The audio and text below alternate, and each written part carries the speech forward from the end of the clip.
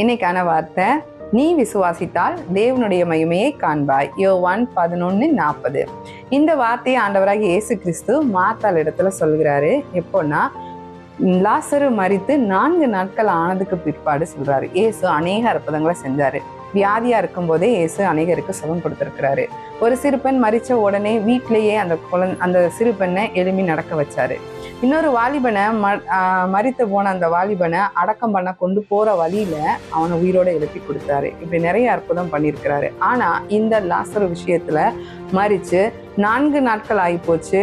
அவனுடைய சரீரம் முறுக்குலைஞ்சு போச்சு, புழு வச்சு போச்சு, நாரி போச்சு. அந்த சந்தர்ப்பத்துல இயேசு சொல்கிறார், நீ விசுவாசித்தால் தேவனுடைய மகிமையை காண்பாய் என்று.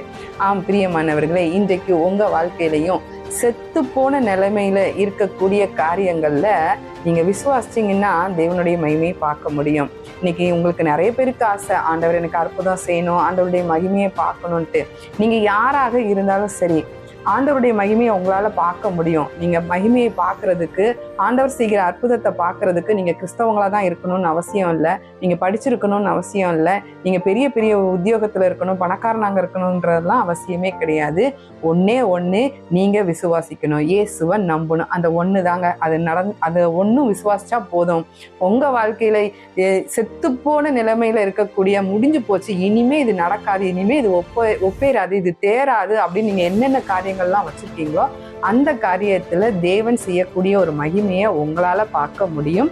இந்த மாதத்துல நீங்க ஆண்டவரை விசுவாசிக்க ரெடியா? விசுவாசிச்சு பாருங்க, தேவனுடைய மகிமையை காண்பீங்க.